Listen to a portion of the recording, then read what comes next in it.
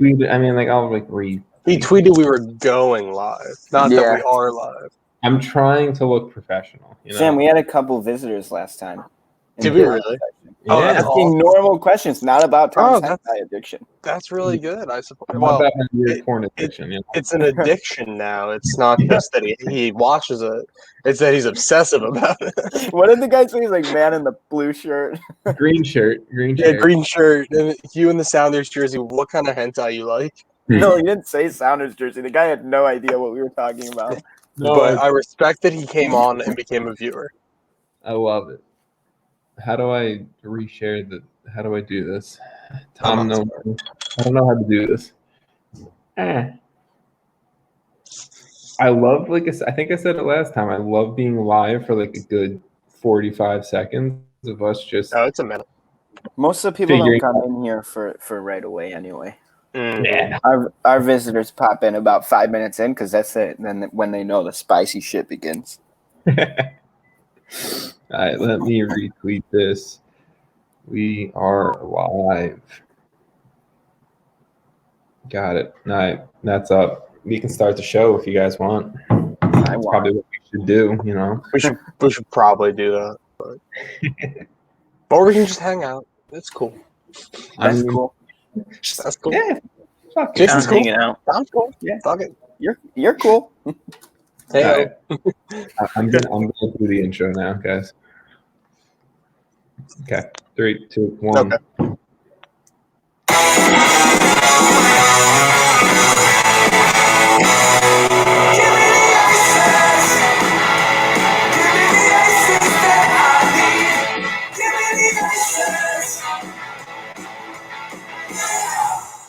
MLS Aces episode 172. This is your host, Tom Sweezy, and I am joined back with my very special guests, my very special friends, my very special co-hosts in Major League Soccer. Sam, you're back after last week not being around. How are you, bud? Doing fantastic. Love vibing out to that song. Yeah, I mean, every week, vibe out. It's a banger every single time. Yeah. This is second episode of 2021 for you, right? Yeah, I guess it's the second second episode, because last time I was on, I was like, happy fucking New Year, and then it just got worse. Okay. I'm catching up again with the brain where we are. Jason, you've been here for all of 2021. How are you, bud? Yeah, all 3 times. I'm doing well. Yeah, I'd like to vibe out to that song too. I like a little fire. I don't think there's.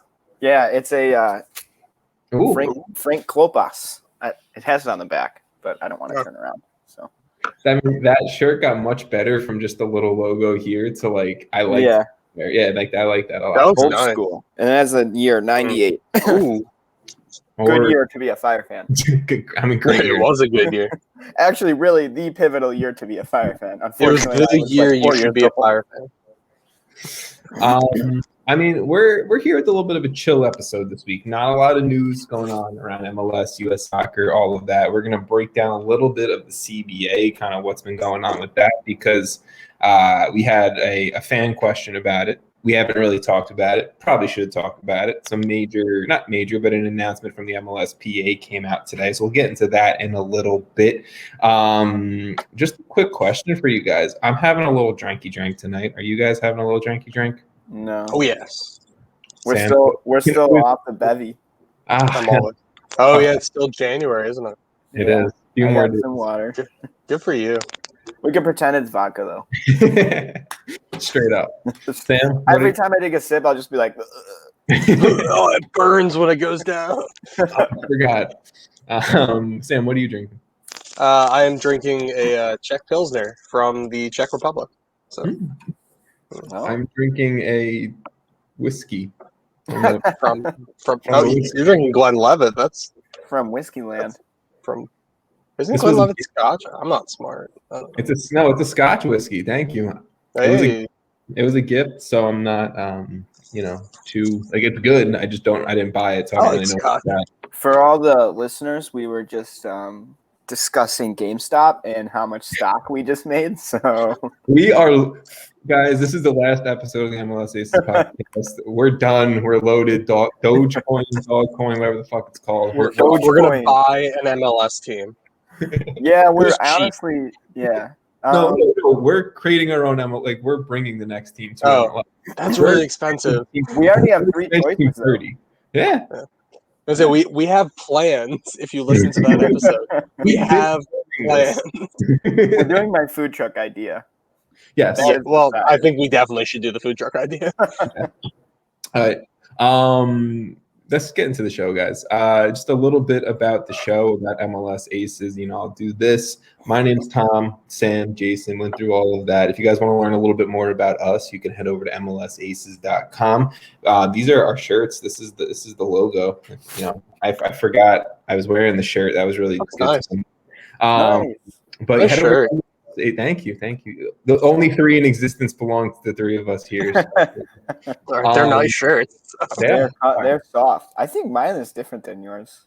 I know. I got myself I like baseball tees. So fair. You guys got a tee. So sorry about that. But I like the tee. thanks. Yeah, it's good. Yeah.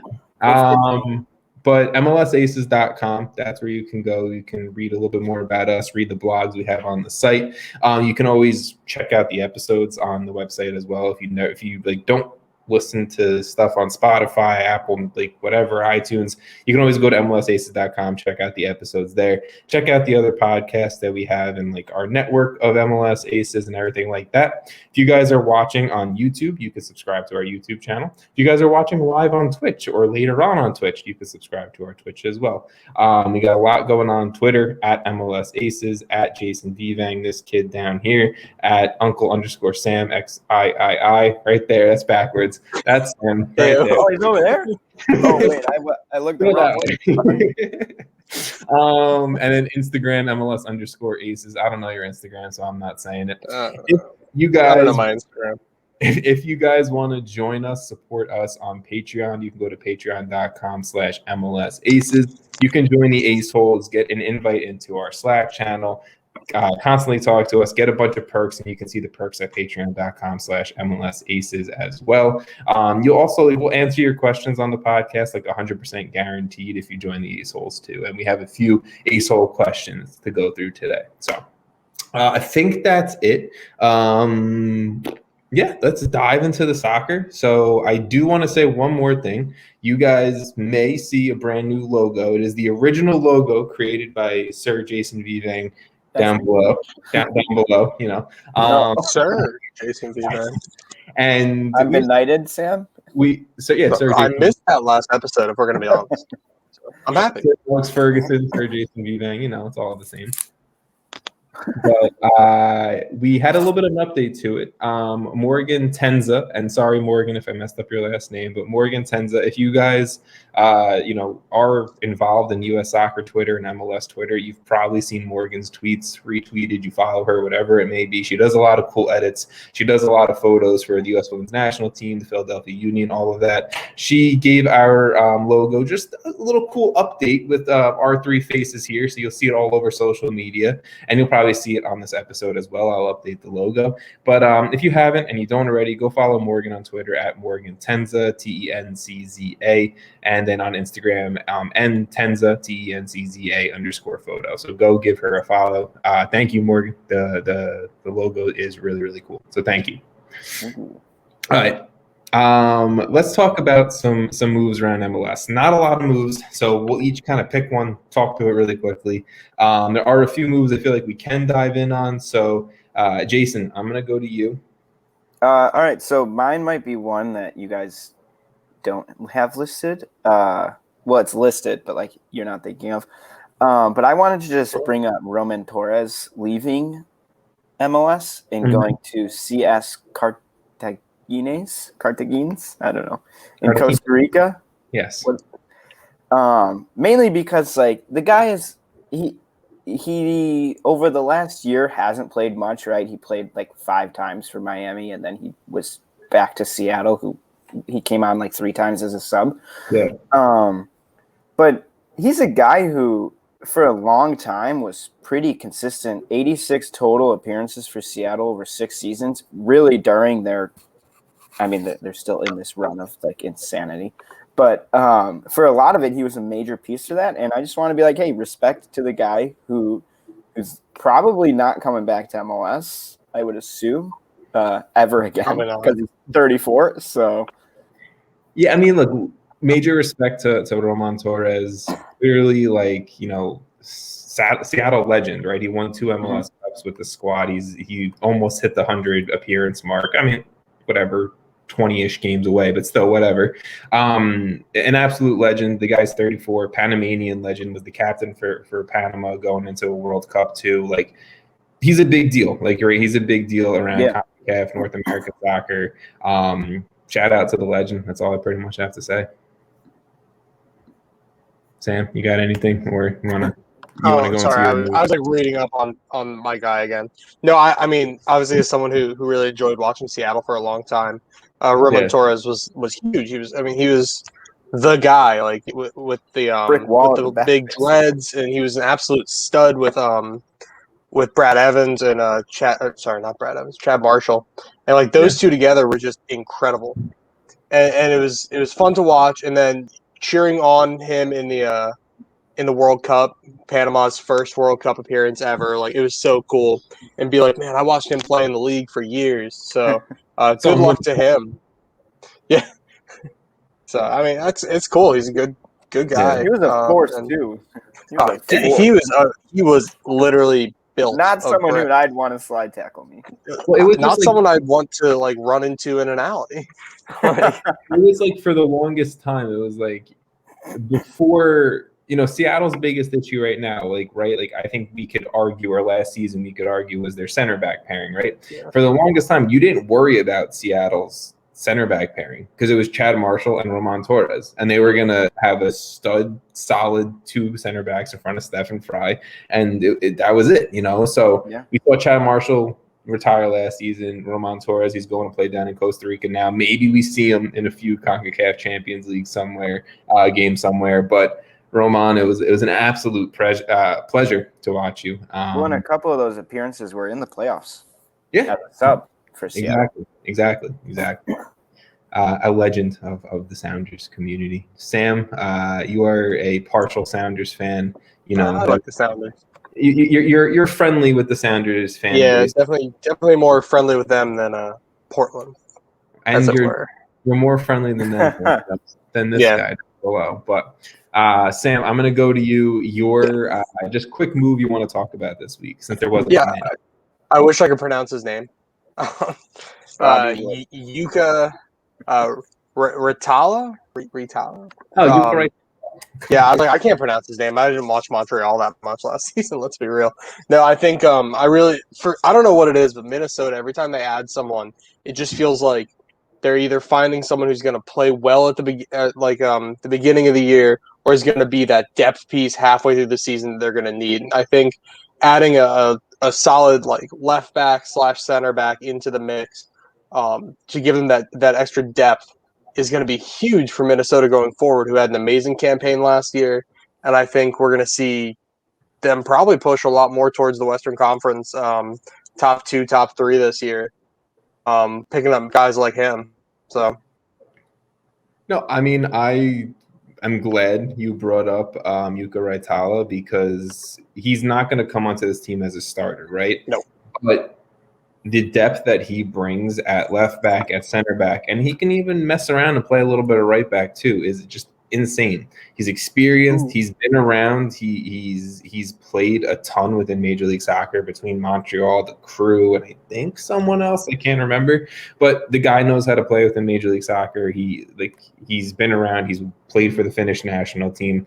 I like the move just as a straight up depth piece. I mean, at the end of the day, that's what it is. But these are the pieces that get you loaded for a run later on in the season. And watch out for Minnesota this season. I'm telling you. They're a striker away, man. They're a striker away. Maybe a full season of Luis Amarilla would have been great for them. I'm telling you. Yeah, He's gone. So sad. I know. That really is kind of depressing, though. I really wanted to see the dude who promised like a goal a game in Major League Soccer to really just own up to that promise. And in like the first 2 games, he did have 2 goals. Yeah, so, a game. Yeah, he was on great track. Yeah, he was doing good. I will bring up my move now, and this is kind of another depth piece move, but just also an insane move that popped off today. Perry Kitchen going from the LA Galaxy to the Columbus. I left that one for you because I knew you were going to take it. And last week I stole yours, so. I mean, it's okay. I go last because I can talk about, a lot. But Perry Kitchen is an absolute veteran of this league, and he's 27, 28 years old, whatever he is. The fact that the Columbus. Can't believe it. I mean, Sam, you watched him play like when he 28. first came up. He's like 28. I thought he was like 36. And that dude's been playing for so long. The dude has like 180 appearances for DC United. Then he goes to Europe. Then he comes back, the Galaxy, and now the Crew. And he's not even broken 30. But he knows how to play in this league. He's been around for a while. I think, like I just said, 180 appearances-ish for DC United. And he's played 158. 158, thank you. He played 60 for the Galaxy, and now he's going to the Crew, who are the reigning champs, who have a kind of holding midfield duo of Darlington Nagbe and Artur. And you have the dude who just started MLS Cup in Aiden Morris. And you have Perry Kitchen. And you have Sebastian Berhalter, who's an up-and-coming prospect. The holding midfield depth of this Crew is just insane, and they are ready for a CCL run, an MLS Cup run, a Supporter Shield run. Get ready for a fucking US Open Cup run. Throw them in the Canadian Championship because they'll win that too. I don't care where you throw them. They're going to win all the trophies in 2021, and I'll make that. Club World Cup in 2022. Oh. Hey. Could you imagine if the Columbus Crew were like the team that was like, they're in the Club World Cup. They're going to play freaking Real Madrid. And oh my God. Like, could you imagine?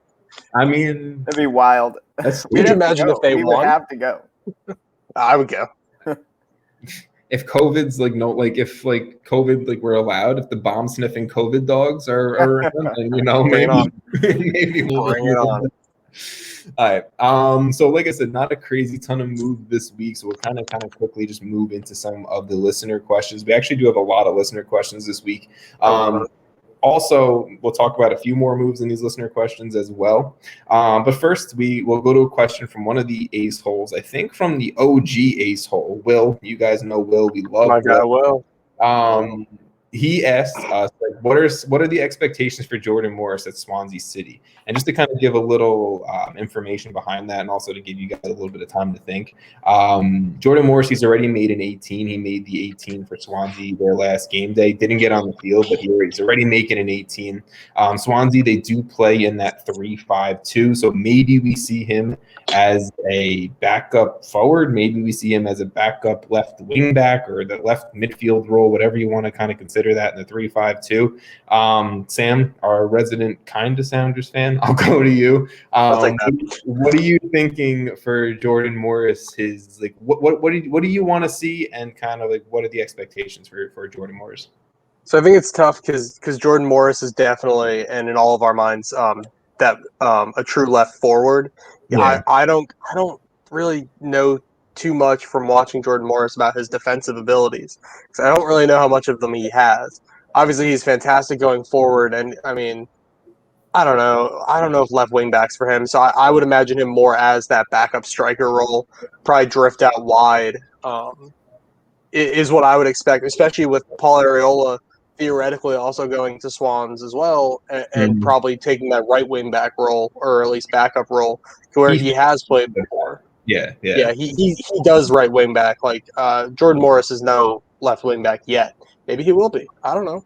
In which case, we're gonna have a bomb ass left back in the World Cup in 3 years. I don't know. We already got that. Don't worry. So it's an interesting position for him to be in, but I think he was left on the bench. They played Brentford over the weekend. Brentford's they were third in the championship right now, or at least close to it. They're very, very good. So it doesn't surprise me he didn't play. I would expect to see him getting a start in the next couple weeks and a couple of easier games, FA Cup, things like that. Right. I mean, look, I agree with that. I think maybe we could even possibly see Jordan Morris starting a good share of games in his 6-month loan deal. And if things go well, maybe we see the guy get brought on. But Jason, I know we talked about the move a little bit last week and kind of like, if it happens, it's most likely going to happen. Now that it's actually happened, where everything's coming true. Jordan Morris, he's already making an 18. What are you thinking? I mean, to me, he should be in the 18 every week, without a doubt. Yeah. Like, I think he has the quality to really help them. But if he's not in the 18, then to me, it's like, why is he even there, right? Like, he can go train in Seattle. But so that's like the minimum. And I would say he could be starting. I like what Sam said about, we haven't seen him that much at left wing back, if at all, and what his defensive capabilities are. But I think he's at his best when he is on the wing. So I almost wouldn't be opposed to seeing that, because I think he's going to create his most impact by doing that. And if they're just able to play to his strengths, maybe one of those three center backs, the one that's on the left, does a little bit more. And that allows him to push forward, or if they have one of their holding midfielders or someone in the midfield that can kind of come in behind and replace him at wingback if he pushes too far forward. Yeah. I think there's a lot of routes where it could work. So I think if I were to see him playing on Swansea, I'd want him at left wing back, just because I think that will benefit him the most, and it will benefit the team the most, even because, I mean, we've seen him streak along the left side and just wreak havoc for 90 minutes. So I don't know. I think that's where he will be at his best. So yeah, he's going to be starting some games. Yes, I mean, I think that's definitely like that's a given, right? The position of where he plays is kind of the question mark up in the air, and I threw the idea out on these notes of him maybe being a left wing back. I mean, realistically, if you're looking at it on paper, he's technically a left midfielder, but right now, the last few games, it's been a left back playing a wing back. Those guys, they kind of like the whole intention in a back three with the five in the mid is to have those wing backs that come far back, but they also have like the liberty to push forward. Exactly. And I don't know if that's where Jordan Morris is going to play. He possibly could. I think that it fits, right? That fits how he plays and how we've seen him play for the Sounders. And also the strikers for Swansea are killing it right now. They have 8 and 9 goals, though I think it's 17 combined goals along the top. So Swansea, they're playing well. They're obviously atop the championship. They're scoring goals. They're defending well. You can only hope, in my expectations, is to really see Jordan Morris come in, find a spot, whether that's a consistent guy off the bench and he gets some few spot starts, or he comes in and becomes a starter, one of the best players on the team, and he gets bought by Swansea. That would be great. But for me, kind of my expectations are just find your role, find your niche, get in, be a sub guy every single week for a few weeks, and then we'll see where things go from there. So that's kind of what I'm expecting and kind of what I hope to see of Jordan Morris, and more realistic expectations from me, which is shocking, I feel. You guys remember the last left winger MLS sent to Europe? No. Alphonso Davies. Oh, I don't so think what you're saying is Jordan Morris is going to be one of the best left backs in the world. In the world. So, Jordan Morris is playing left back for Real Madrid in 2 years. I mean, it's the same way. Like Brooks Lennon was a right midfielder when he was over in Liverpool. Came back over, got moved down to right back. Like I think it's there, but I think he's so good going forward that I don't know. So. Now Brooks is playing a little right wing for Atlanta again, so I don't know. He's also 20. It's like right wing back. He's 24 years old, which blows my mind. I think Jordan Morris just has that. He's at his best when he just has space on the side, when he has half the field basically to just run up and down. Exactly. So I don't necessarily think him being more in the midfield as opposed to forward is going to change that much. No, I mean it's whether he's defending for 90 minutes, within his own 18, then you have an issue. Then you're not getting anything out of him. Be good. Yeah. and in reference to a 3-man back, I feel like I might have said this last week, but shout out to Mark McKenzie for just continuing to get some play and Gank's 3-man back. So shout out to him. That just made me think of that. But look, I think we're all excited to see what Jordan Morris is going to bring to Swansea and kind of where he finds his home there. And hopefully it's a long-term home for at least my hopes. I want to see him playing in the Premier League for and while the 2026 World Cup is going on. That's where we all stand a little bit. Cool. The next question is actually brought on by Tom Sweezy of the MLSAces Podcast. It's great. But we saw he an asshole? Sometimes he's more of an asshole than anything else. But It was Jason with that vodka again. Yeah, that was funny. That was really well played. That was a really self-burn. Those are rare. Yeah, self-burn. Everyone seems to do it anyway. It's fine. So I'll just hold it. So the New York Red Bulls, the team that actually plays in Jersey, where I live now, which they brought in a player on loan in Tom Edwards from Stoke City, who is going to be taking up an international spot. Tom Edwards, if you guys don't know, again, from Stoke City, he has like 70 appearances for them. He's a right wing back. The New York Red Bulls, they also have a player on their roster, and Kyle Duncan, who is now a U.S. men's national team player. He's constantly within the U.S. U23s. He'll probably play in this Olympic cycle this summer. If there is one. If there is one, that's also a very fair point. But for me, when I saw this move, I got a little confused. I know, brand new manager for Red Bulls, brand new front office for the New York Red Bulls, maybe trying to bring in their own guys, but why bring in an international who's going to take up an international roster spot on loan? So you're intentionally like bringing this dude in. It's not like you're signing him on a free and hoping he kind of works out. You're bringing him in for a loan deal, taking up an international roster spot to fill a position in where it's probably one of your more lockdown positions in a guy like Kyle Duncan, who I'm a big fan of. I know we saw a few rumors around Kyle Duncan like a few weeks ago earlier on in the transfer window, but nothing kind of really came to fruition of it. I don't know. Do you guys have any thoughts into this? Because I was perplexed when I saw this. Yeah, I did some research. Let's go. Research. Because I was curious too. So Tom Edwards, he's 22. I don't remember if he said that, but and then Kyle Duncan's 23. Mm-hmm. So I was trying to compare these guys, right? Because when I'm looking at their transfer market, Tom Edwards is valued at 1.2 million, while Kyle Duncan is at 1.1. So it's really pretty similar. But what's interesting to me is Tom Edwards is actually trending downwards in the last year. He was just loaned to League One side Fleetwood Town, and he has 12. He had 12 appearances for them this past year. So this is a guy coming from League One, coming to MLS. That's a step up to MLS, in my opinion. You think that's straight across? I don't know. That's tough. It's close. Either way, it's close. I think and this is a different conversation, but we'll quickly do this. I think the championship is a slight step above Major League Soccer. I agree.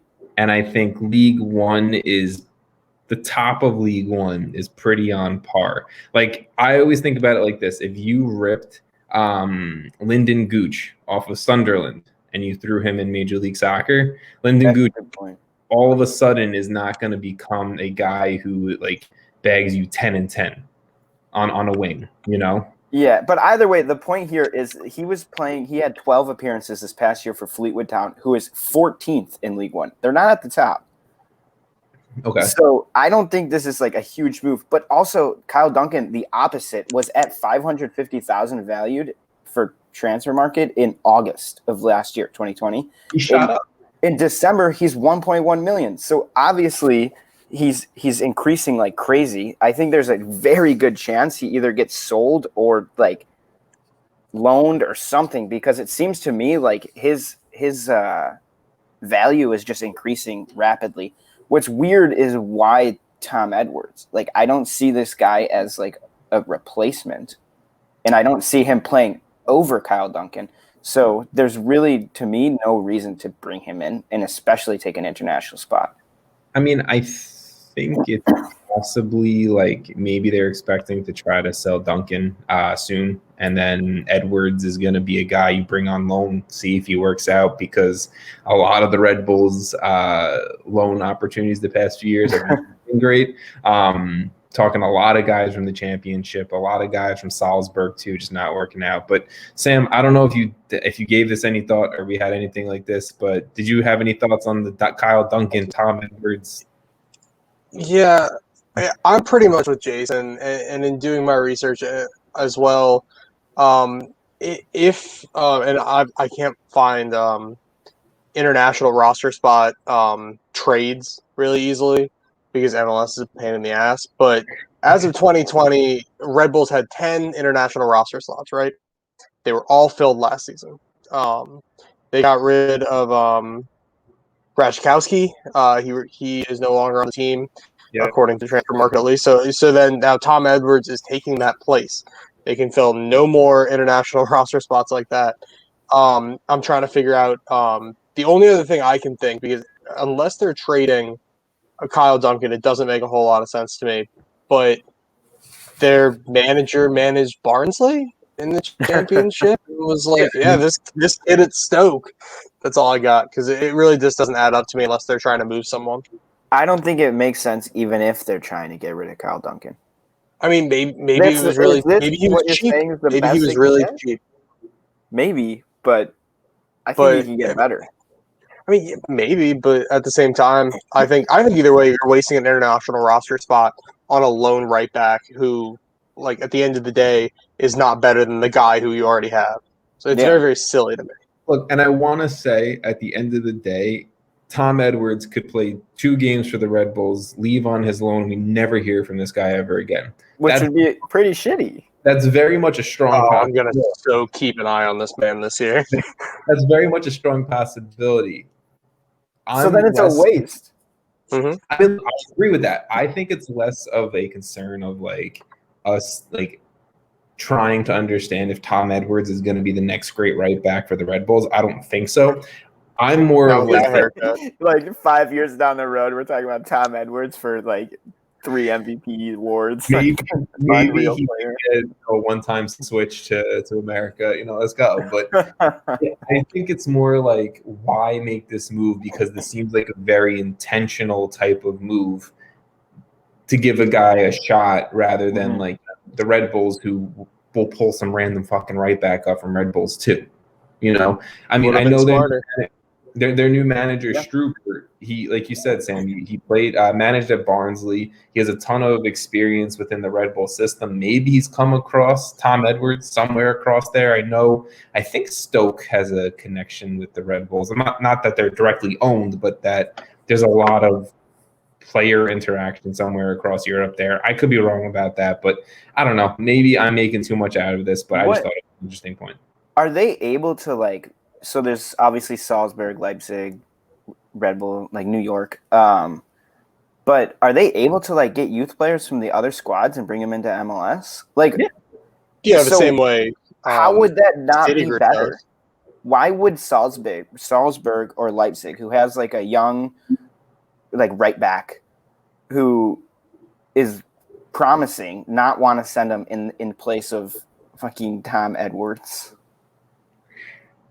I think the Red Bull organization, or over in Europe, the Rasenball organization, I think they view it more as like the New York Red Bulls are going to feed our next teams. Like, we're not feeding them type of deal. But that wouldn't be. If it's a loan, it's we want the youngsters to develop, they're going to develop by training at Leipzig, training at Salzburg. And then they're like, okay, go sign your Tom Edwards. Yeah, go bring him in. Maybe we find the diamond in the rough. He's a stud in MLS. Bring him to Salt Lake. And then then the Tyler Adams connection. And then the young kid for Red Bulls right now, Caden Clark. Thank you. Well, sorry, I was thinking New York Red Bull, Sam, but yes. I was like, there's so many Red Bulls. I was like, wait, Brendan Aronson. That was Brendan. He is on the Red Bulls. He's on Salzburg. He's just he betrayed Philly. Shout out, shout out Brendan Aronson with assist in his first competitive Yeah. for Salzburg. Yeah. All right, cool. Yeah, Already love making to us see it. proud. Let's move on to the next question. They grew up so fast. From Araceli Villanueva. This one I felt like was just, I added it because I felt like we should answer it, but I also didn't know if this one was just to piss me off, which I feel like it might be. Get ready for this shit, my friend. Her question was, why does CFC have a stadium? Before I answer, Sam, do you have something you want to say, sir? I've written articles for numerous websites about NYCFC's current stadium situation. I just find it completely ridiculous. But at the same time, where the fuck in New York are you going to put a stadium? Like, you don't have room. You have no room, Tom. So I can't do anything about that. That's what I'm saying, bro. Like, where's it supposed to go? think about what comes with. It's not just like a stadium, right? You need like infrastructure to allow for. Where are they going to go and train? People like, it's just not possible. People to like are there trains nearby that are buses? Is there massive parking lots? Like Jason, it's Manhattan. There's buses. So you want a fucking all right? Let's just 20,000 seater stadium. Okay. I'm gonna adjust the question a little bit. Tom literally just said he wants to get rid of one of the nicest parks in the world to put a soccer stadium. Think about it. To be fair, if anyone could afford to buy Central Park, it's City Football Group. That would be a horrible move, though. I don't think that would be a good the Yankees. To be fair, if the Yankees let it, then New York would just. No way! I bet you Central Park is like. No, okay. Well, no, we're not. You can never do it. We're not buying Central Park. If they're not buying Central Park, the headline of this episode. I started going how to buy Central Park. The headline of this episode: NYCFC should buy Central Park for his new stadium. NYCFC should invest in GameStop to get more money to buy Central Park. Central Park Rangers, just rebrand. So to answer the question, I think the biggest troubling thing for NYCFC is, Sam, you hit it to a T. I don't know what Jason's laughing at. Central Park is valued at $39 trillion. No shit. No shit. Holy shit. Value that. Well, they actually just it's probably way more because they just took they took the 39,000 miles or no, that's way too big. Let me read. Isn't that more than the U.S. deficit is right now? Like, we owe more. Central Park. Yeah. All right, here you go. Central Park is 848 acres, which translates to over 39 million square feet. If it was $1,000 per square foot, it would be over 39 trillion. In the middle of Manhattan. No shit, guys. Come on. No, but what we're saying is you can't. Even City Football Group cannot buy Central Park. Do it. So what's your plan? Where are you going to put a stadium? Yeah, so now we're back to square one. You've got no space. With your shitty-ass square pitch. There's the answers. There's the answers. We don't have the room in New York City to put a stadium. In a perfect world, I would put them in New Jersey. Stop it. That's insulting. Tom, you'd be closer to it, though. I would. So, I mean, all the other New York teams play in New Jersey. Not the Knicks, not the Nets, not the Rangers or the Islanders. The Rangers. Just the football teams, right? Just the football teams, and literally all three football teams. The football there's team. three. No, yes, the Red Bulls are technically a football team. Gone. Gotcha. 3 of the 4 football teams play in New Jersey. You know. I don't know. I'm proud of that. How about you just destroy the Mets stadium? No, Steve Cohen, we're going to the top. That's it. Come on, you stop. I forgot he was a Mets fan. Take out the Garden and put in NYCFC. You can't knock down the Mecca. Stop it. Not kidding. What if you built it on top? Oh my goodness! Like skyline, that would be the coolest thing ever. Oh my god! I think we got plans, boys. Best stadium. You know how tragic that COVID party would be. I'm looking for investors. If you have bought into GameStop, you can easily buy into my idea. Stadium coin. Stadium coin. Stadium coin. Build above. I bet you if you know what? created like a petition, build NYCFC Stadium above the Garden, it would get signed. We didn't answer the question, but we answered the question at the same time. So that's where I'm leaving that off with. Tom was just sad because we could have talked about this for another 25 to 30 minutes. I think we did well with that, honestly. We killed that. You gotta end it before it starts going down. That's what you got to do. You got to end it before. They could have invested in GameStop, made $39 trillion, and boom. Bought the entire park. The only green thing left in New York City. It's a beautiful park. We don't want to. No, there's probably puke from someone on a sidewalk somewhere. Yeah, and lots of jet ski. Yeah, come on. Hey. We're getting other parks in New York. There's a lot of No, there's not. There's one park. It's Central Park, and that's it. Teardrop Park. Okay, I'm going to transition over into another gaming thing, and that is Brian. The library that's famous. I forgot its name though. Sorry, continue. Brian Schmetzer and Brian Park. It's Brian Park. Yeah, there you go. Bryant. There's a T at the end. That worked perfectly. Yeah. Brian, not Bryant. Brian. How did this happen? From Brian Park to Brian Schmetzer. He re-upped with the Seattle Sounders for a multi-year extension, well-deserved for sure. Winning 2 MLS Cups, being around for, I think, 4 MLS Cup trips in total, absolutely dominant force of the Western Conference over the past few years. But I have a question for you guys, and this one was an interesting one to me because I maybe have a hot take. I don't know if it's too hot, so that's why I want to get your opinion first.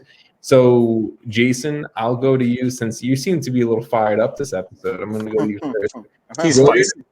Where does Schmetzer fall in your mind in MLS coaching ranks? Is he top 3, top like 5? Current or all time? Current. Like if you had to pick from all of the MLS managers right now, and like you want them to lead your team, where are you picking him in your order? Current top 3, and I don't think you could convince me otherwise.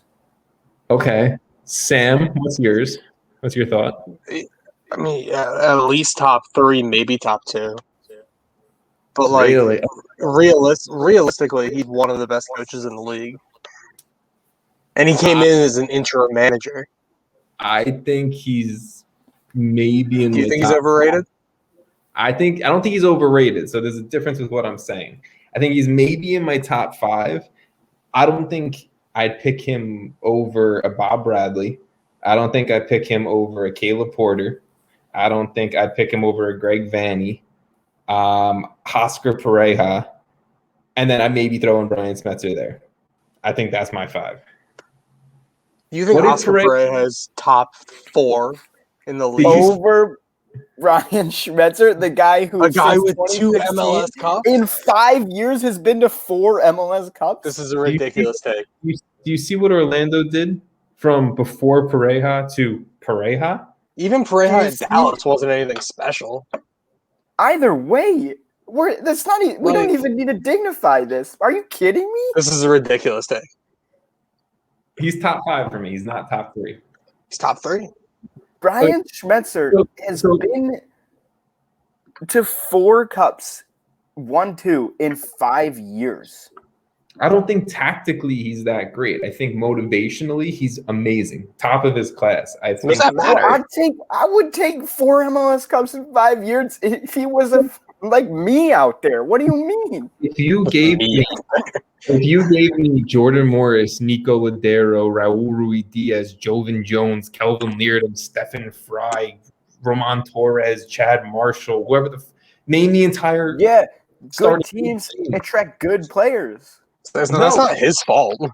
You can't like hurt him for being good. I'm giving him the credit of I think he knows how to motivate an extremely talented top of the league 18 players to play at their top level. I don't think I think he's tactically like go play your game and then I'm going to motivate them. Fantastic. He's an amazing head coach. He deserves this extension. He, like you said, 4 trips to MLS Cup. He's won 2 of them. Like, amazing. I'm not taking that away from him. I just think I'd take Bob, I'd take Caleb, and I'd take Greg for sure. Bob Bradley is a good coach, but I don't think I'd take him over Brian Schmetzer. Bob Bradley's the best MLS. I think Bob Bradley, Schmetzer, and great, but like, Vanny. if we're gonna, I think Caleb Porter is a ridiculous take to be number 2 or 3.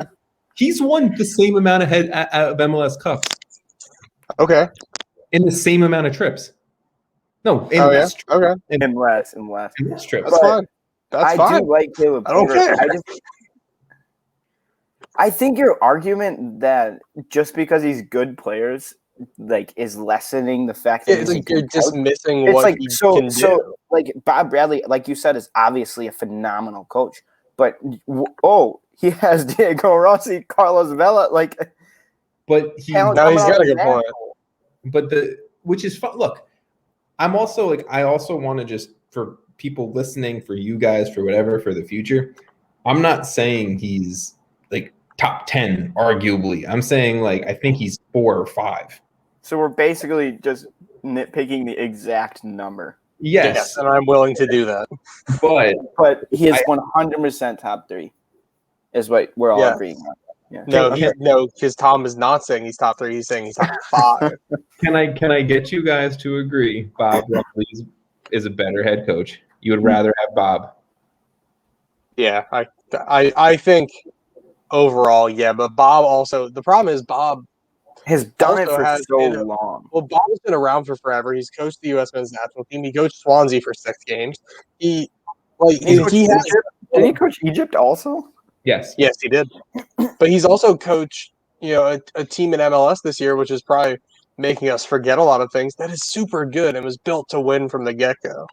Yes, and it was built to win by bringing in a guy who's the top of his class in U.S. coaching. The problem is we're comparing Bob Bradley as like a 25-year coach. Like, how many years? Probably 25-ish. Bob Bradley does his winning percentages is not even that good. Like what? When he coached the Metro Stars, he had a 36 win percentage. Like in 100 games, he won 36. Okay, well then he managed Chivas USA, 31%. Like he was USA. Okay, if he's so good, why keep switching? Yeah, like he's got a 51.8 win percentage with the best, arguably the best team in MLS. Like I thought of another manager I'd possibly take. Another manager. No, just listen. He's going to say Bruce Arena, and I'm going to punch a wall. There you go. That's it. You want to talk about a guy who has... You want to talk about losing big games. You want to talk about a guy... You want to talk about Bruce Arena, then? Who has no understanding. I'm talking club-wise. I'm not talking international. Who has no understanding of tactics. That's mean. He has less understanding of tactics. But give the ball to my best player. Thank you. What do you think Schmetzer does with Ladero? Give it to Ladero. Let him create. Okay. Why wouldn't you let your I think you're really writing off what Brian Schmetzer does. I'm saying you don't go to 4 MLS Cups in 5 years of coaching by just being, hey, go here. In a really good Western Conference. Against Mr. Bob Bradley. And tactically, at one point against Caleb Porter, did he not lose? Did he not have the worst MLS Cup loss of all time this year because tactically he refused to get Alex Roldan at a right back and knew who had a left back when he had Brad Smith and Kelvin Leardom sitting on the bench? I feel like a COVID year is not the time for you to be debating his tactics. I mean, in fairness, yeah, it was pretty shit. But at the same time, it's like beating Toronto and one of the team that was the best in all of MLS for Mr. years. Greg Vanny. One of his MLS Cups came from they didn't have a shot on target. Dude knows how to win. It's a damn shame. This is a ridiculous argument that we're never going to agree on. I think you're writing off a lot of what he does. This is such a supporters shield argument. We can all say we respect Brian Schmetzer. I just respect him a little bit less than you two. Is that fair? Also, that's also fair. Yeah, Jason, go ahead. I just think it's like if he continues, sure, it's a big if. If he continues this run, how many cups does he have to go to? How many does he have to win for you to be like, oh, okay, maybe he's good? This is turning into I'm turning on myself a little bit. I'm also getting a little bit more into the Southwest, but this is turning into the LeBron James argument of the guy's been to 12 NBA finals or whatever the fuck it is, and he's won like 4. But everyone's like, he's only won 4, but he's been to 12, which no other NBA player has. It's kind of like the same thing at this point. So if Brian Schmetzer makes 12 MLS Cup finals, then we'll talk. Okay. Moving on. What? Also, Schmetzer had to take over for Siggy Schmidt. Like, that was a tough set of shoes to go into in a city. He was Siggy's assistant. He was the assistant for Siggy. 6 years. Like, so that dude knows what he's doing. Because he was clearly helping out then. So can we just add those cups?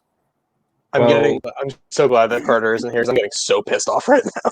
I'm glad that this hot take actually turned into a hot take. Okay. Well, it was a horrible take. What do you mean? I need another drink at the point. It was just bad. I need Vaughn. I need Will. I need all the other assholes whose names escape me. I need answers. Into the chat tomorrow. No, we're just gonna type: is Brian Schmetzer a top 3 coach in MLS currently? No. Answer yes or no. Just tweet it. Okay. Yes, I think that's more than fair. I will tweet it out with this episode. Do it with a poll. Right. Let's with a poll for sure. Speaking of polls, I want to move on, guys, and I want to give the congratulations to this guy. Oh, it was me. Sorry, I was looking at the notes. Like, I don't know what we're talking about. Sam, you won last week's logo draft. Hey, thank you. Thank you. I appreciated that for not being here. Objectively, mine were better. You won with 38% of the picks. Somehow better than Bob Bradley's managing record at Metro Stars. That thread was popping off. I was excited to be a part of it. I love insulting the Midwestern teams. Hey, fuck off. Jason, go Des Moines. You came in second, sir, with 31% of the vote. So very good job. Very good job. Very good. Cheers, I came in third with 17% of the vote, and Vaughn in his first ever draft. Did Vaughn actually come in last? Oh man. Vaughn with 14% of the vote. So and he was trying to get like LAFC like supporters groups and like all the big teams to like his stuff. Yeah, it was like you gotta go. I was like, no, yeah, you got to get like the teams that'll literally interact with anything you post. Tom trying to secretly hide DeKalb County, just throwing it. I saw that, bro. I noticed. Porn soccer ball, guys. The editing of images on my end, not great. Hope if you follow me on social media, you know this. Okay? Is that Arpos United or something? The Arpos. H was gone. I noticed that too. I was like, what is Arpos? Okay. It's the lower league version of that lower league Colorado team. Can we get into a conversation that might actually take some time? Which I didn't think we'd be 52 minutes into this episode, and then we talking about this. We definitely just did 20 minutes on why Brian Schmetzer is a good coach. What we're going to talk about is the CBA and how it's going to be resolved soon. Yes. So let's try to be positive. CBA conversation, potential lockout, everything like that. I'm going to go through a timeline as coherently as possible. You guys stop me along the way. If you have 2001 first CBA. 1996, the league began. It was good. I would cry if you actually started with that. It would be so fun. Kind of what's been going on with the CBA and everything like that. So back in June of last year, we were all set with the CBA, right? The CBA was agreed. We were going to have another CBA in a few years, whatever it may be. But Major League Soccer as an organization fought to have a force majeure clause added into the CBA.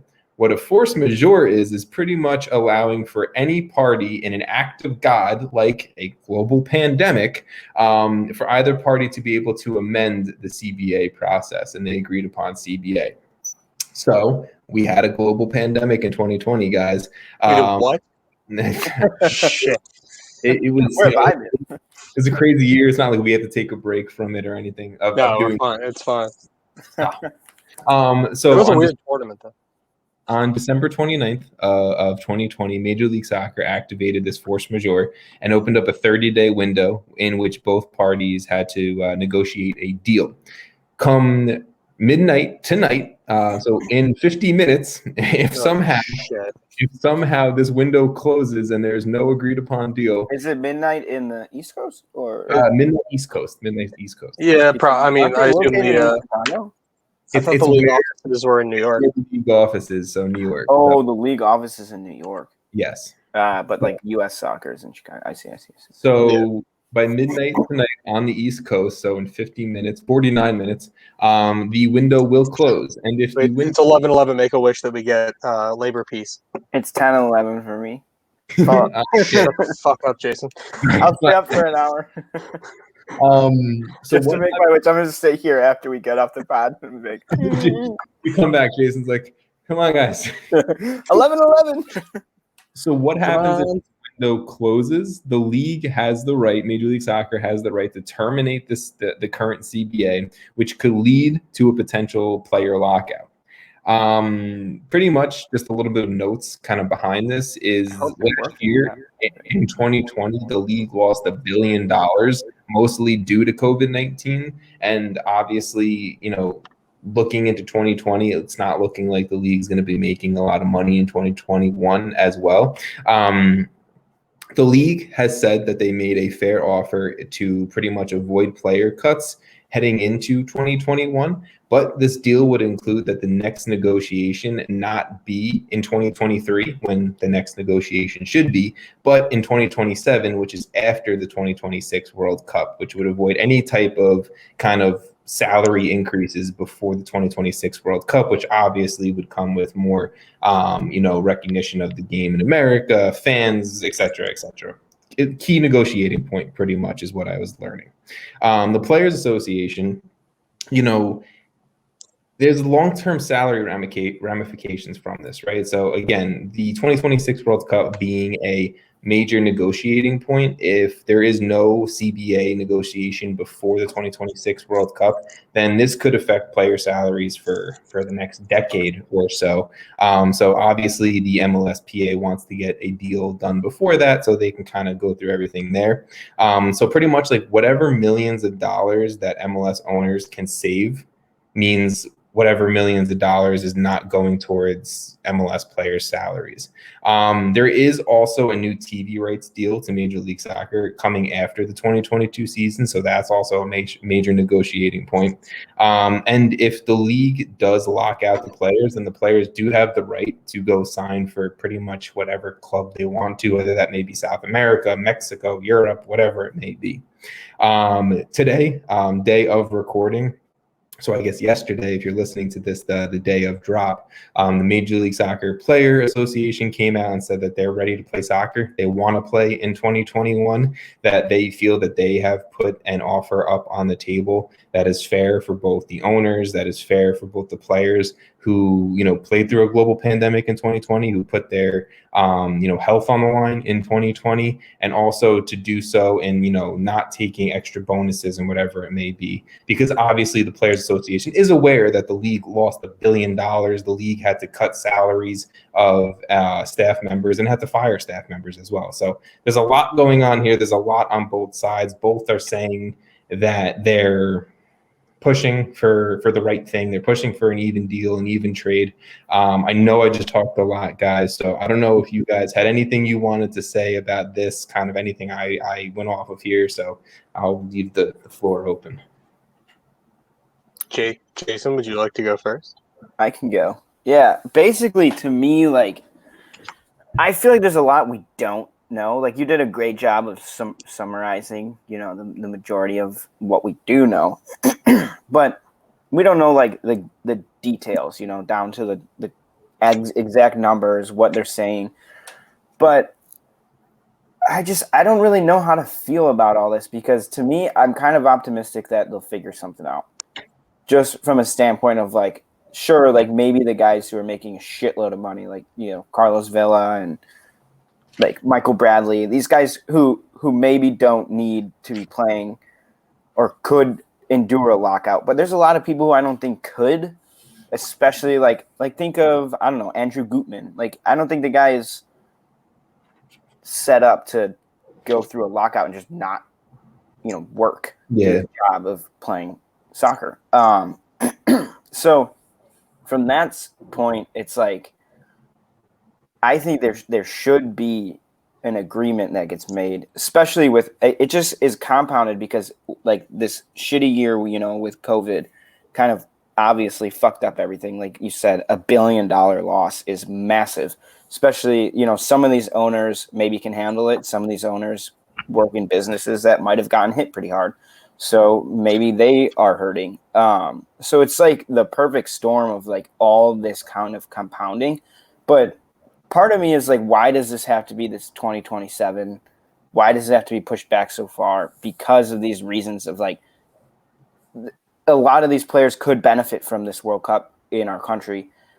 I think there's a chance that this is being pushed back because MLS might know like, hey, they will ask for more prior to that. I don't know. But to me, they kind of have to find a solution because if they don't, like all these people are going to lose even more money. Yeah. Including the owners and the players. Yeah. No. Like everybody loses if they don't play. But if they do figure out an agreement, at least there's some winning on both sides, hopefully.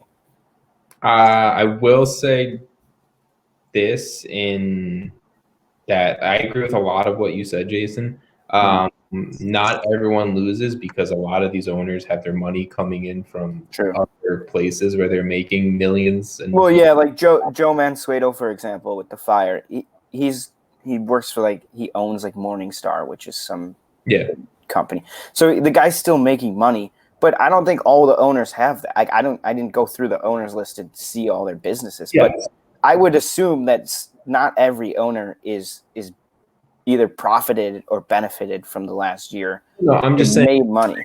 A guy like Robert Kraft is going to be perftly fine if the New Revolution don't play in 2021. That's, he probably doesn't even think about it. Sam, I know I see you itching to say something over there, so I'll turn it to you. Yeah, I don't know. I'm trying to remain just optimistic and calm because honestly, I find the whole thing rather ridiculous. MLS and I think Jeff Carlisle. I believe this is Jeff Carlisle.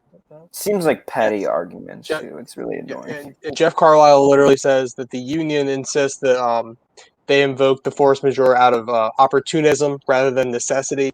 And I really do think this is just MLS trying to strong arm the MLS PA, trying to get more money to save. And I get it. Like, it's very, very difficult for ownership right now. You're not making money. But it's also very difficult on players to be going out every week, maybe getting COVID, getting a shit up your nose every day. Like, they're literally putting their lives and their families' lives on the line to play this game for you. And you're trying to take more money. MLS asked for a freeze on salary cap increase for next season, which the union agreed to. They asked for what was the other one that they asked for? The union agreed that. Where is it? I'm sorry, I really could have done this better. And so in exchange for no salary cuts or bonuses in 2021, the union was willing to freeze the salary budget for the next season.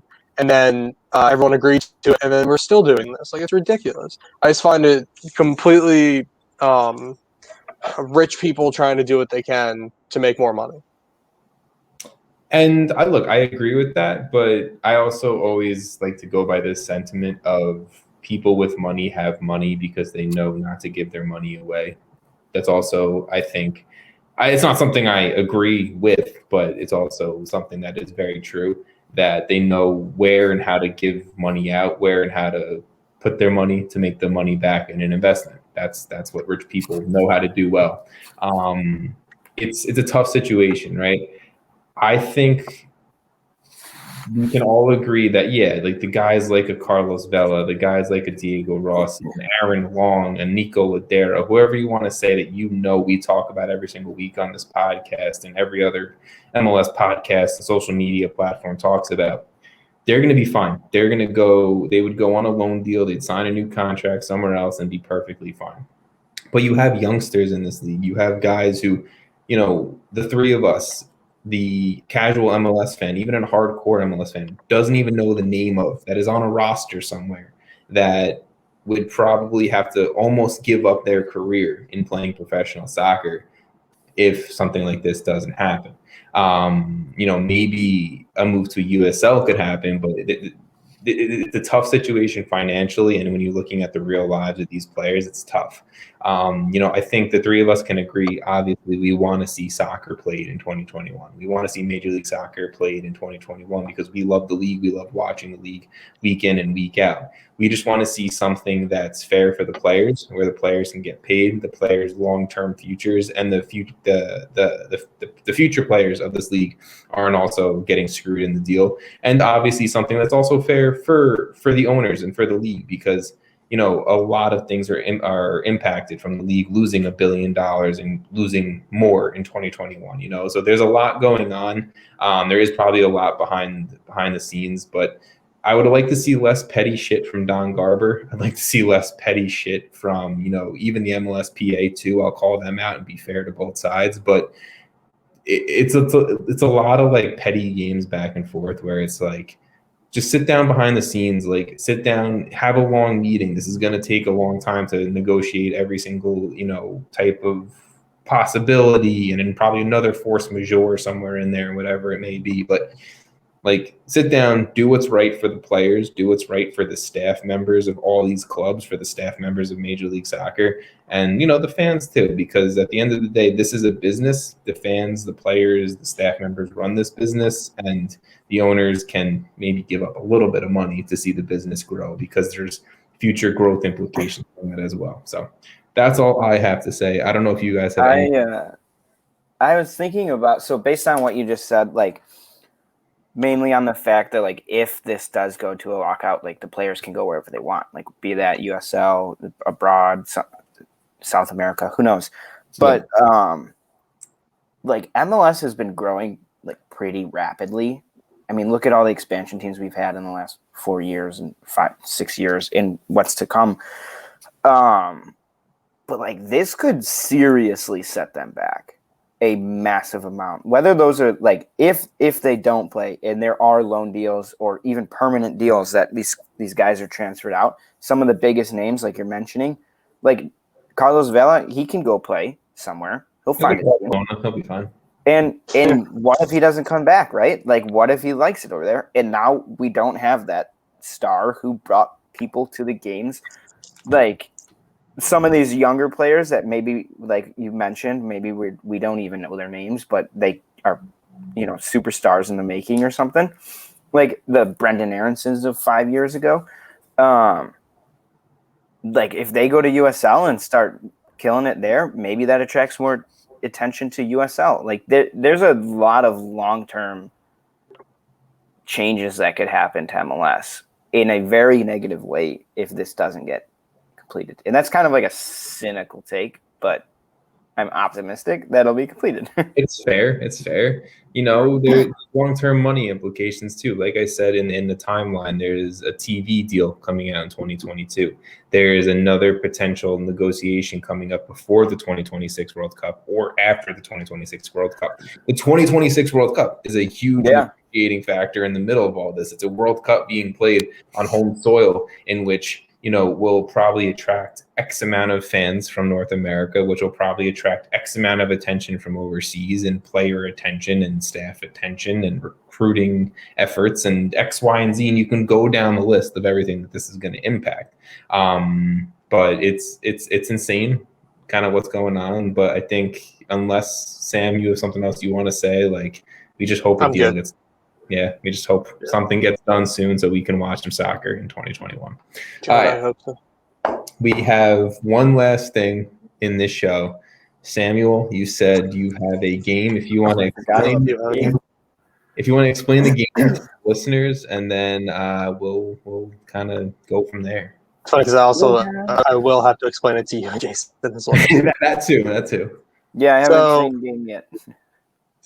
So I listen to one of my favorite podcasts does like just games every week where you do like something sports, something like pop culture related, and you mix them together. And so I've been trying to come up with one for a while for us, and especially now it's the off season, we have this time. So I made this game called Draftie or Raftie, and so You're going to get a list of players. Yes, we're going to go back and forth. And I don't know if you guys have ever seen the TV show Lost. Please tell me you both have not or both have, because this could be great or terrible. A while ago, I saw it. Okay. Jason, I've anything? seen every episode up until like the last 7. Fantastic, because I've never seen it, so this is going to be really funny, though. So, because this is actually, like, worthless. I also watched it, like, 7 years ago, so I don't remember. All right, so this is going to be great. I have a quick story about Lost, if that's okay. I'd love a quick story. So, my roommate, my freshman year... You saw a boat, too? I got lost, man. You got lost. I'm walking home today, and I just forgot where I lived.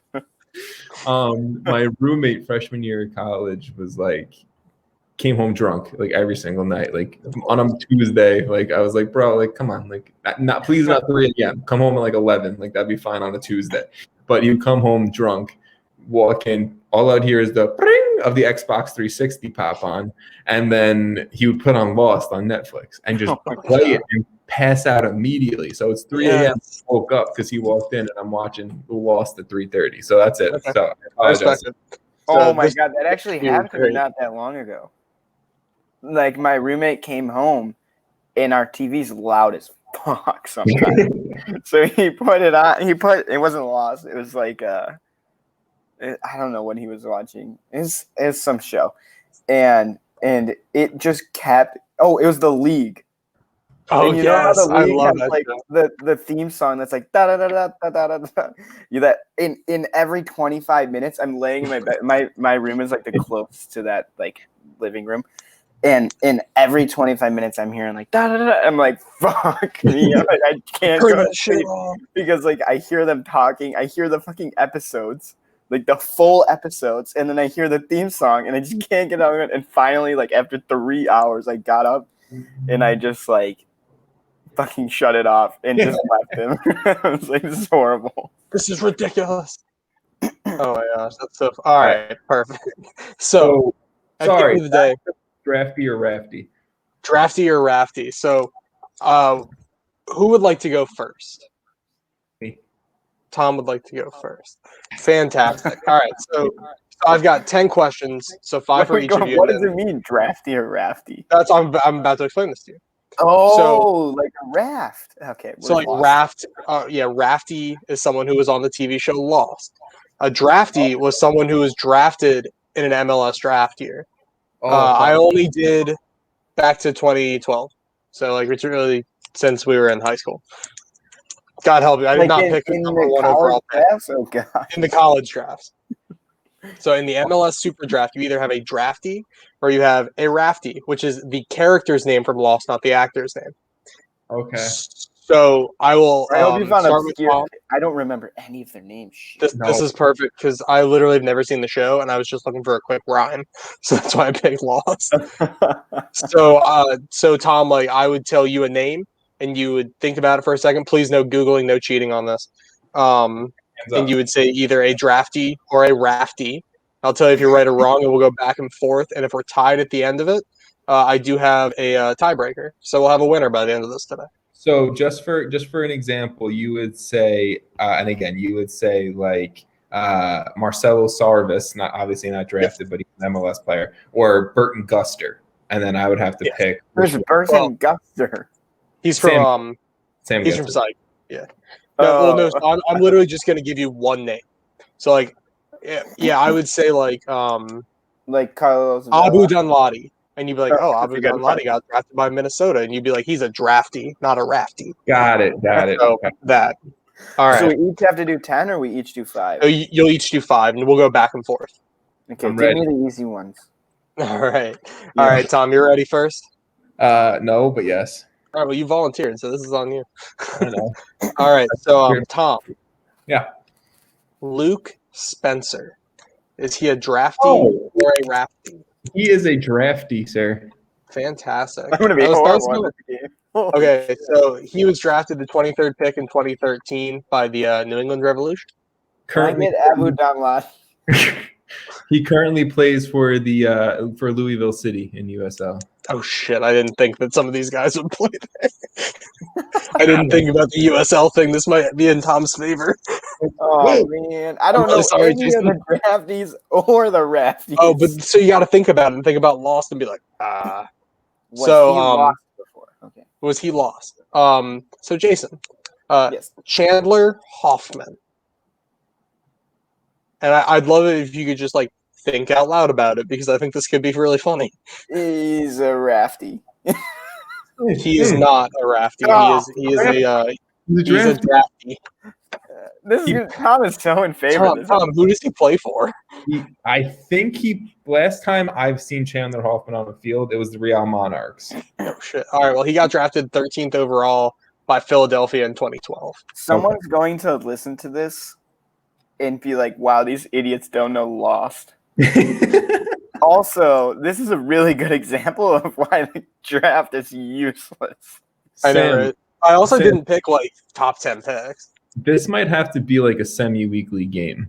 I can do this with multiple things. I have lots of one with a ideas. show that I know, like I can do that too. I mean, we'll pick shows. I don't know. I got this. We're good. This is gonna be good. Oh, all right. So Tom, I'm gonna lose every week. I'm back. Back. Ready?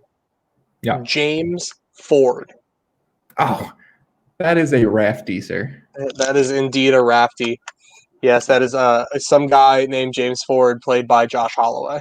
All I know is there was a guy on Lost named James, so that was I think he's the main guy. I don't know. I think it's the main guy. I don't know. I just googled guys from Lost or people from Lost. The only people I remember is the Ben dude and Sawyer. So give me one of them. Boom. So no Ben or Sawyer for I better change up my shit. On the bright side, neither of them are on this list.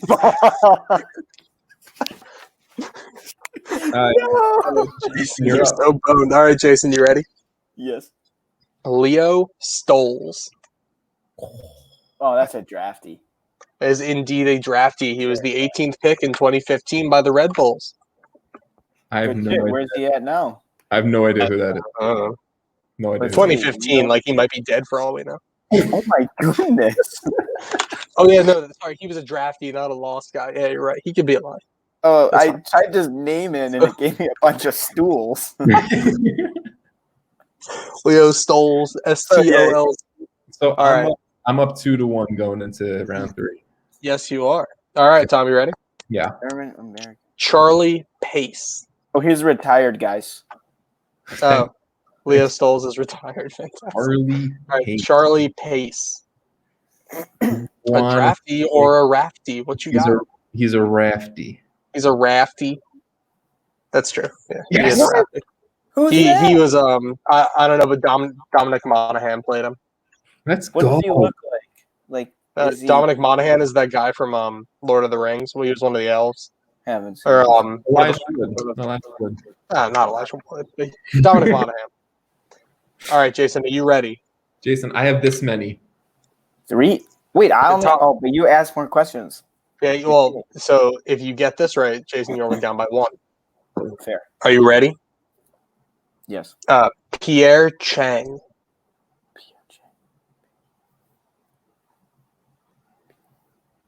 This is the fun part too, because I totally get in your head on this. You said there's Raftie. Gotta be. Yeah, there's no one named Pierre You're right. Chang in the MLS. Played by Francois Chow. Oh, Francois. Francois Chow. So Pierre Chang. All right, fantastic. Tom, back to you. So it's 3-2. I love this. This is going really well. Hey, Tom, don't get it wrong. You let the door wide open. All right, Tom. Ready. Jeremy Kelly. Oh, are you kidding me? That's a drafty motherfucker. Drafting. That is a drafting. Jeremy Kelly. Yes, he was drafted. He was drafted in 2020. I really shouldn't have done that. He is still playing for. Oh, what? He got drafted by Montreal. He's on the Rapids. I heard you went to the Rapids. That's ridiculous. I've heard the name in the past like 2 weeks because of the super draft, so that's why. Oh, I was like, what the fuck? Why did you hear his name last 2 weeks? Jason, you ready? Was like, hey, do you know Jeremy Kelly? And you're like, yeah, he's a draft. Fuck yeah, I know Jeremy Kelly. That's my boy. Hey, Jason. I see. I'm a little concerned about this one. I'm a concerned about Jason, are you ready? Please give me Sawyer. All right, ready? No, like I said, Sawyer's not on this. I don't know who Sawyer is. Was that the old guy? No, that was I never watched the show. I think. I don't know. Fantastic. I'm pretty sure there was a Sawyer. Is the island even real? I don't know. No. There I don't was- know. Anyway, I stopped Jason. watching. Oh, there was one guy that okay, continue. I hope This it's- is fantastic. All right, I can't wait to keep doing this every week. This is gonna make me happy. I'm just not good at remembering names, All apparently. right, Jason. Hugo Reyes. That's a drafty. You said Draftie? Yeah. Incorrect, sir. What? That's the guy. That's the guy. No, that's the one guy I know. Played by Jorge Garcia. Oh no, I think that's it. Yeah, Tom wins. Oh man, can we keep going? Yeah, I give say me time. we'll finish this out. Tom, this is your last question. Can you Oh, go that 5 one for wasn't 5? even hard. I'm stupid. All right, Tom. Yeah. Wyatt Omsberg. He plays for the Chicago Fire. He is a drafting motherfucker. All right, Tom won 5 for 5. I'm very impressed. All right, Jason, would you like your last question? I think this is unfair. I mean, yeah, it might be. I don't know how though. Do you want I me to guess tell I'll. you Wyatt Omsberg? He played for Forward Madison as well. It's just Yeah, because he was the 15th pick in 2018 by the Minnesota Loons. So, Jason, for your final question, Ben Polk. Come on. That's a Raftie. Come on. Yeah. No, he's a drafty. Oh. What? Yeah, was- he was the I 20th told you pick. the only guy I knew on the raft was named Ben, and I thought you were I know. throwing me up a I know. lob here Yeah, because no, of the hammer. Ben Polk, he was the 20th pick in 2016 by the Portland Timbers. Wow. Thanks So, God that wasn't just- mine. Here, Could've given that one. Jason, I'm going to give you this because this is going to be funny. Both of you, Tom, if Jason gets this right, Jason wins. I just want to do that. That's some bullshit. right. I'm 5 for So, 5. Trying to do, I Exactly. know, yeah. So it at this point, it really doesn't matter. But I'd like to see if Jason could get this right. I didn't join this We'll do the tiebreaker because I podcast made the under tiebreaker. pressure. Some Get ready. bullshit. Some bullshit. So the tiebreaker is you're both gonna come up with a number. It'll be the closest number to to this. All right. So who has which number or oh fuck this, I didn't do this right. Oh, his lottery. How many episodes of Lost have there been? What? How many episodes of Lost have there been? Just tell me. Just pick a number. Whoever's closest wins. I want to say there's Because I been did it wrong. 7 seasons. 158. 70. Okay. Oh shit! I have to do math now because I think. Wait, so you said 158, and then Tom, you said 75. 75? They're like 20 episode seasons. Hold up! I gotta actually do math now. I was hoping they were like 10 episode seasons. No, there's a fuckload of episodes. There's easily over 100. I'm gonna be so bad if you get this closer. It's 6. They are 11 episodes each. Oh my goodness! 11.